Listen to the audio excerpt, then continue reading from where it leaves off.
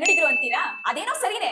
ಆದ್ರೆ ಕನ್ನಡಿಗರ ಗುರುತು ಅಷ್ಟೇನಾ? ನೀವೇ ಯೋಚನೆ ಮಾಡಿ. ಒಂದ್ ಮಗು ಹುಟ್ಟಿದಾಗ ಅದನ್ನ ಗುರುತಿಸೋದು ಅದರ ತಂದೆ ತಾಯಿ ವಂಶಗಳಿಂದ ಆದ್ರೂ ಆ ಮಗು ಬೆಳೀತಾ ತನ್ನದೇ ಆದ ವಿಭಿನ್ನ ಅಸ್ತಿತ್ವವನ್ನ ರೂಪಿಸ್ಕೊಳ್ಳುತ್ತೆ. ಅದೇ ರೀತಿ ನಾವು ಕೂಡ ನಮ್ಮ ಓದು, ವೃತ್ತಿ, ಹವ್ಯಾಸಗಳು, ನಾವು ನಡೆದುಕೊಳ್ಳೋ ರೀತಿಯಿಂದ ಪ್ರಪಂಚದಲ್ಲೇ ನಮ್ಗೊಂದು ವಿಭಿನ್ನ ಗುರುತಿನ ಚೀಟಿ ಸಿಗುತ್ತೆ ಅಲ್ವಾ? ಇನ್ನು 6 ಕೋಟಿಗಿಂತಲೂ ಹೆಚ್ಚಿನ ಒಂದು ಮಹಾನ್ ಸಮೂಹಕ್ಕೆ ಎಷ್ಟೆಲ್ಲ ಗುರುತುಗಳಿರ್ಬೇಕು?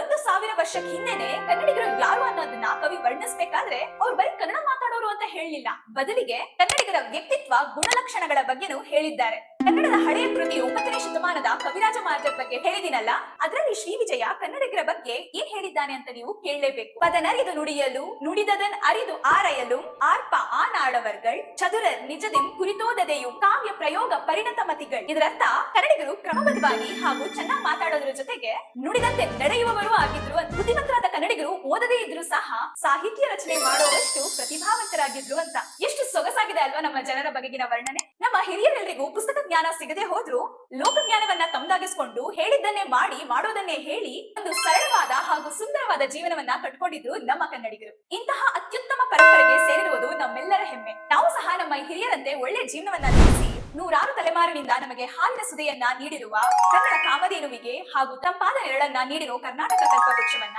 ಇನ್ನಷ್ಟು ಬೆಳೆಸೋಣ ಹಾಗೂ ಉಳಿಸಿಕೊಳ್ಳೋಣ. ಕನ್ನಡ ರಾಜ್ಯೋತ್ಸವದ ಶುಭಾಶಯಗಳು.